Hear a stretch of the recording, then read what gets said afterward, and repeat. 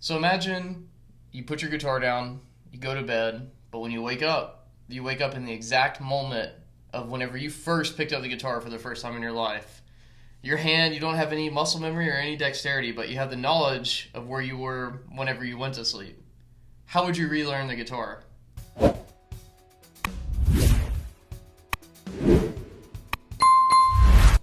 In this video, it is my goal to help break down, if that happened to me, how I would go about relearning the instrument. There's going to be 3 different phases of this, so I guess another title for this video would be how to practice and how to go from one phase to the next phase. So in the 3 phases we're going to break down, we're going to study the beginner guitarist. What are some things I recommend for them whenever, say I'm just now getting started? What would I learn and in what order? Then we're going to look at the intermediate guitar player and what that actually means, and how we can take core concepts that we learn in the beginner mindset, move it into the intermediate mindset, and then finally, how do you go from intermediate guitar player to advanced guitar player? Just a full disclosure before we jump into this is not RuneScape. We can't just say, yes, you get 1.2 million XP in alternate picking, and then now you're level 70 and you're an intermediate guitar player. Now we grind till you hit 99 and you're halfway there. I wish it worked that way, but it doesn't. So I want to be very clear that even though I'm going to use these categories, it's so hard to decipher who's a beginner guitar player, intermediate guitar player, and advanced guitar player. You know them when you see them, but when you're in the journey, it's very hard to distinguish where you are on that walk. And if I can figure out YouTube, there should be links in the bottom where you can skip depending on where you're at. We're going to talk about, I guess I'm going to add in a 4th quadrant as well, which is actually how to practice and how I structure my time. I just want to say, first of all, thank you so much for the response that my first 2 videos have gotten and my shorts. I just appreciate all the traction. I appreciate those who let me know what they were grateful for in the first video. So we're going to keep that trend here. If you're watching my 3rd video ever on YouTube, let me know where you're from, and let's go with 2 things. Let's up it up. Give me 2 things you're grateful for. So for me, I'm grateful that you're here. And 2, I am just so grateful for my family. I am an uncle today. It is crazy. Olivia Rose came into the world. So this is just amazing. Alright, so let's jump into it. First, let's talk about how I would approach practicing, and then we'll talk about the different quadrants. So I'm going to assume that as a guitar player, you have at least 1 hour of practice a day. If you have less than an hour, try to break this up proportionately that makes sense to you. If you have more than an hour, even better. When it comes to playing guitar, I've taught a lot of students, and one thing that is abundantly clear is that there's no substitute for time. There are some things you can do that'll save you time in the long run, but you cannot go from day 0 just picking up guitar to day 2 I'm shredding Eddie Van Halen solos. I wish I could give you the shortcut to do that. It's just time, so just know that. So with this, there's that preference of, just understand that and be okay with that. It's okay that things don't happen in 15 minutes. Be grateful, because whenever you make it to the other side and you can play the things that you want to play, you're going to be so much more grateful for where you are, or at least I hope you do, and show yourself some grace, but just know it takes time. So there's no such thing as practicing to be perfect, but you can have perfect practice. So if we have 1 hour of time, I'm going to break that up into 4 sizable chunks. So let's say 15 minutes we're going to dedicate to, let's do this, 5 minutes warming up, and really the more time you can spend warming up, better. But after you've warmed up, I would like for you to spend at least 15 minutes looking over some music theory. I'm not saying that you need to study to become a classical guitarist or to be the next Mozart, but I just strongly believe that every musician should study a little bit of music theory, because music is a language, and whenever you can learn a little bit of the syntax and a little bit of the grammar, it just goes so much further to help you say expressive statements behind the instrument. And that's that's my goal for you, is to learn how to be expressive with the instrument and how to speak the language of music. Not just how to play 500 beats per minute up and down the neck. Like, really dive in and really understand that music is a language that has so many different subtleties that allow for just the ultimate human expression, in my experience. Maybe I'm just super biased as a songwriter and guitar player, but that's my hope for you. So 15 minutes of music theory. If you are interested in my content, I have a Patreon where I wrote an ebook directly dedicated to this concept. So 15 minutes for theory, okay? And as we go through these different levels, I'm going to give you different music theory concepts to study. So if you're taking notes, we'll come back to it. So that's 20 minutes. Now, the next thing I would do is at least 10 minutes, take that theory that you just applied or that you just studied and apply it to the fretboard. So if you studied the major scale, map it out one string at a time, then go to the next string. I don't want to steal my thunder for the beginner statement, but that's how I would approach something like that. So if I'm studying C major, let me map it out on the fretboard. If I'm studying the Aeolian mode, well, let's map it out on the fretboard, you know? So take 10 minutes of doing that. If you get lost, that's fine, but if you can at least have in your mindset of 10 minutes after I've studied of actual application, I have found that you're going to have a greater chance of success and really start understanding theory. Because theory without implication or without implementation is just theory. And we need usable stuff to make us better guitar players. All right, so that should be about 15 plus 5, so that's 20 plus another 10, we're at 30, so we're halfway through. I'm a big believer in technique, so I would really recommend 10 to 15 minutes of technique work. I know for some people that is just a huge pill to swallow. But what I have found is that the more technique that I have, the more my hands are able to support the ideas and musical concepts that I hear in my mind, or help me learn that riff. Like right now I'm studying some Dream Theater songs to really break down composition theory and also advanced guitar playing. If I hadn't taken the time to really develop my chops, and I'm still not John Petrucci, so I don't want to fool you. I got Guitar Jesus up here on my wall. But by studying music, or by studying different techniques, it allows me to get there. Okay, so 10 to 15 minutes there, and for your last bit of practice, start learning music, especially in the beginning phases, whenever you're just now picking up the guitar, or say you've only been playing the guitar for 1 to 2 years. Learn songs. Learn as many songs as you can, and learn how to play them without the backing track. Learn how to play them just with a metronome. I know some people hate playing with a metronome. I've always been one. But listen, the more that I sit down and I practice with my metronome, the more I wish I would have done it sooner. Because I used to be the player of, I'll just play it with a backing track. You know, and I've played in bands, and that's gotten me by. But things that have taken me from level 1 to like level 3, level 4, is playing it with a metronome. And probably even higher than that. But I'm just trying to give you some scale of reference. Alright, so that is how I would set up my practice routines. Now, depending on where you are in the next couple of phases we're going to talk about, change it up for that. The beginning guitar player, what you need to realize is that whenever you first get into guitar, it's a very difficult instrument for 2 reasons. Well, really, I could go on about all the reasons, but I think it also makes it the ultimate instrument. You just need to know it's difficult. So the number one thing you really need to do before we start talking about anything else is really just getting familiarized with the cowboy chord, is what we call them, or chords in the open position. I want you to remember the word caged and spell that out. So the chords you should be learning are C, A, G, E, and D. I would prefer you to learn at least all the major chords there first, then start learning the minor chords. Once you have those chords and you're able to not only do instant recall, so if I say, hey, play a G, okay, hey, play a D, all right, now play a C. You should be able to do that instantly without thought. So in the beginning, really start putting a lot of time in understanding chords and changing between chords. Now, in my younger students I've taught so far who are just coming to guitar or coming to me for lessons, the biggest thing that I've been able to do to really help them out getting the transitions, because I know in the beginning it's a struggle, and it's so frustrating because it just looks so easy, but you're like, I can't quite get it. 2 things whenever you go to practice chords. 1, I want you to set it up correct and play each note individually and hear what the note, to quote Steve Vai, listen to what the note is telling you. Listen to how it sounds. Get a feel for it. Think about how it makes you feel. Then what I want you to do is look at your fretboard, and I want you to close your eyes and look at the fingering of what it looks like to play the chord. In my mind, I'm playing a C right now. Now, if I'm going from a C to a G, I have found that with my students, if I can show them how to close their eyes and visualize the chord changes, I'm not saying it happens instantly, but it tends to help a lot because now you're seeing how your hand is supposed to move. Now, whenever we start talking about advanced guitar playing, this is what we call ergonomics of movement. But for a beginner, I just want you to think of it as like a mental exercise. We're just switching chords in our mind. Then once you see how to make the chord change in your mind, then open up your eyes and actually make the chord change. Make sure the two are in, they're talking to each other. It's not like I thought I was doing this, now I'm up here. Like, obviously something's a little off there.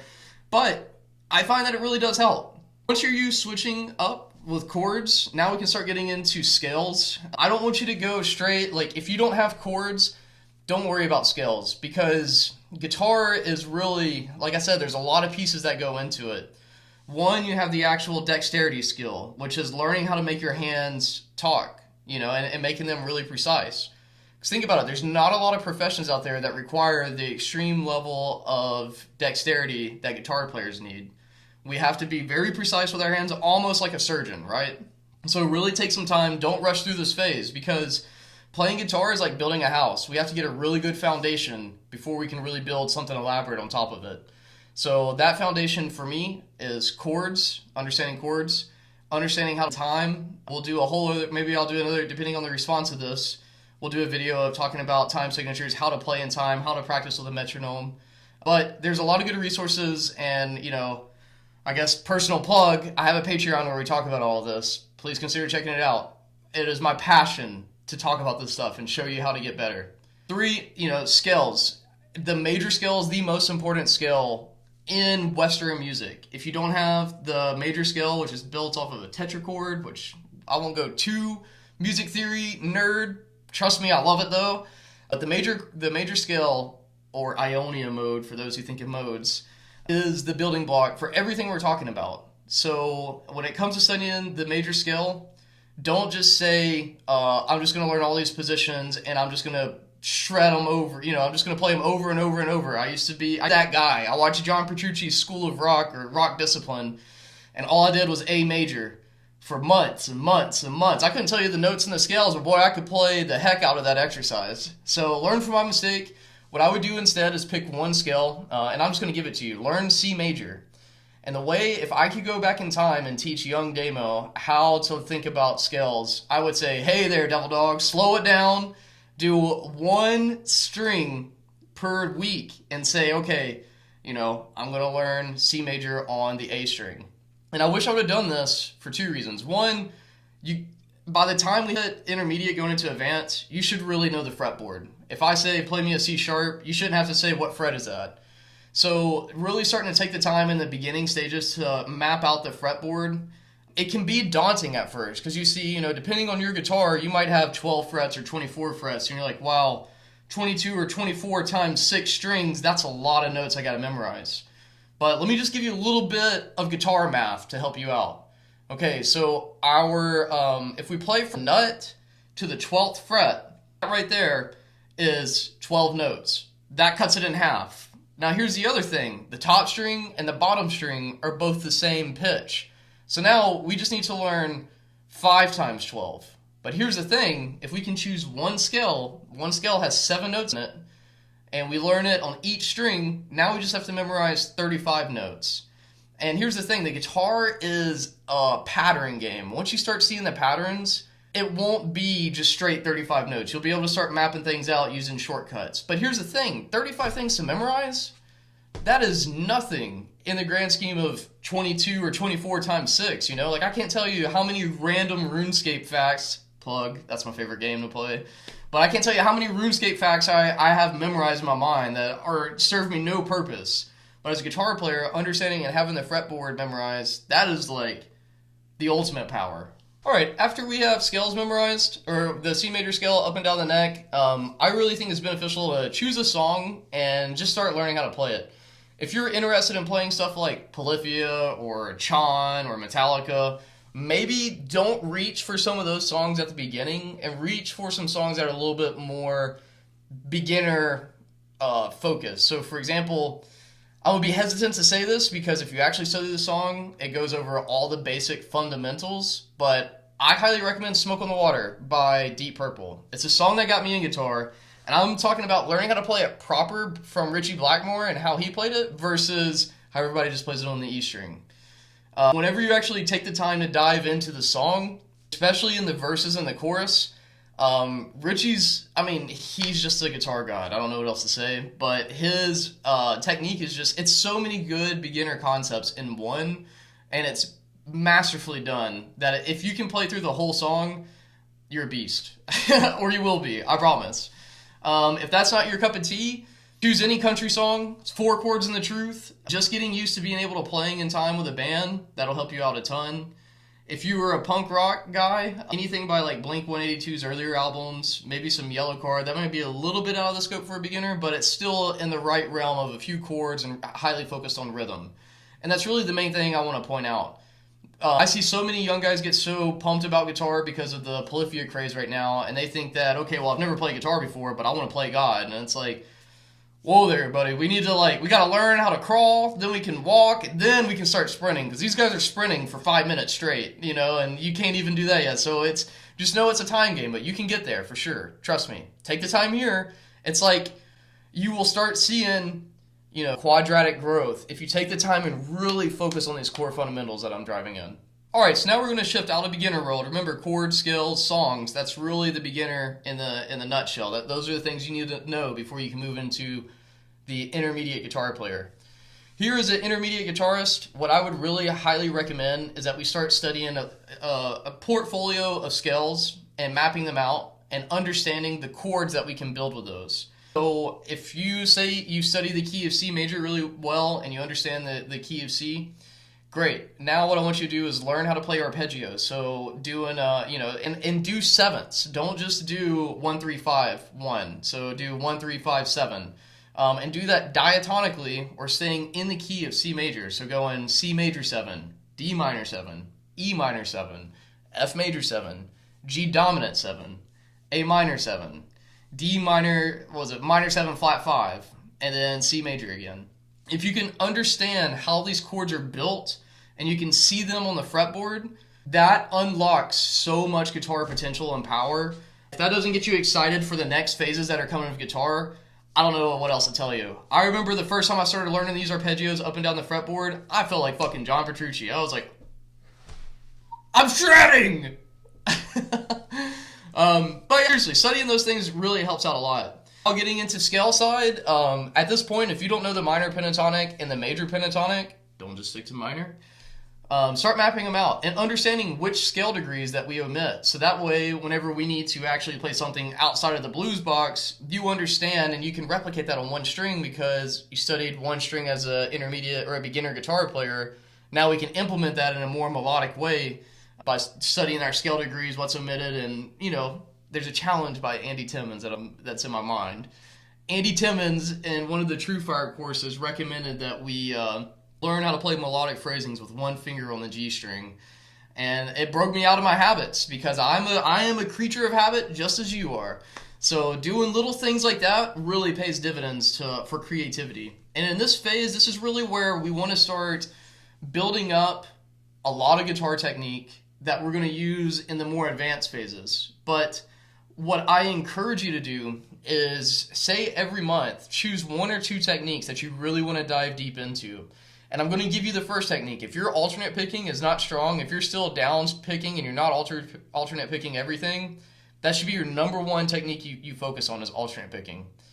If you're like me and you're self-taught and you have a bad habit of having an open hand when you're alternate picking, lately I've been making the switch to a closed hand grip because 1, it's better for your hand, and 2, you can have more control and you can play faster in the long run. If I could go back to young me, I would tell myself from the day 1, learn how to alternate pick with a closed grip. Because right now I feel like I'm relearning how to play guitar. And I'm still a creature of habit. You'll see me, I get uncomfortable at certain speeds and I'll open that hand back up. And I love Gary Moore.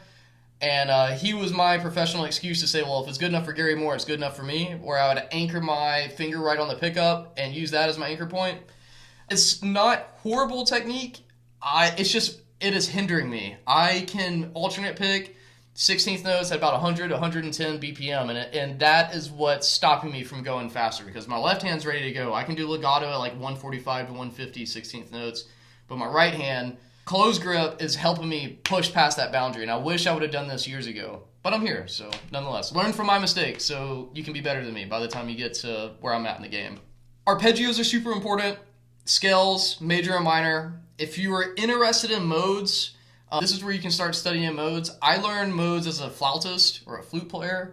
I think of modes a little bit differently than traditional guitar players, but I'm going back to Steve Vai's music book and re-exploring modes and thinking about what is the mood, where are my half steps in the scale, how does that sound, and how does that differ from the major scale?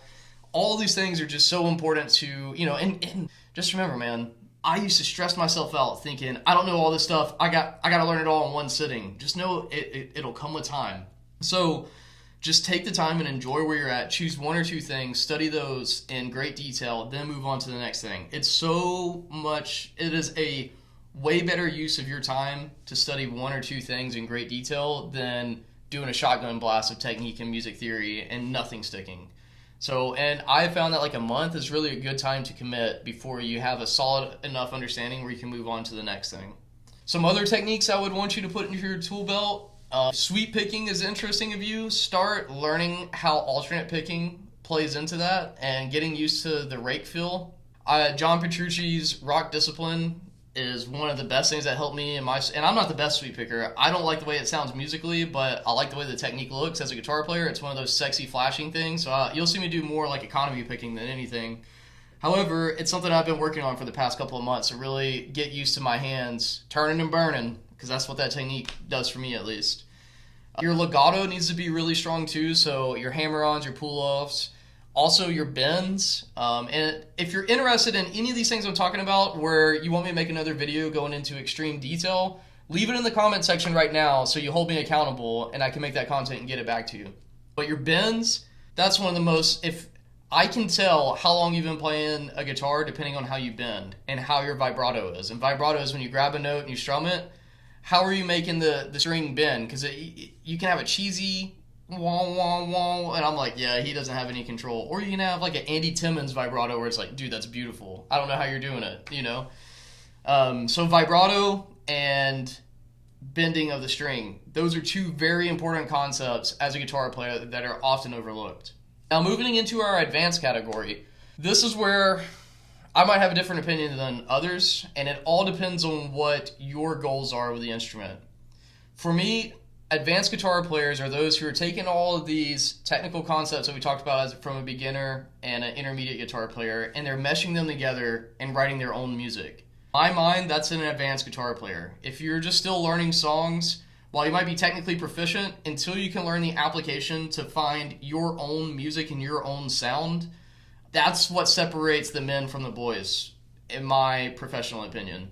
So learning how to take these concepts and applying them in music that is more than just singer-songwriter stuff, but what I wish all of you watching this video get is learning how to find your sound. Don't compare yourself to Tim Henson, to John Petrucci, to Paul Gilbert, to all of these guitar gods, and instead focuses on you and who you are as a guitar player and as a human being. That's really the core concept. It's a great book that really changed my mindset on this called Zen Guitar by Philip Sudo. If I can remember, I'll leave a link in the description. But the way that he talks about the instrument, it felt like I was reading my own words as if they were rearranged in an elegant way that made sense. And if you can get out of the mindset of competition and learn expression and learn the joy of music and how to speak that language, I really think it'll put you in that advanced category, because then what you realize as an advanced player, these are just terms other people throw at you.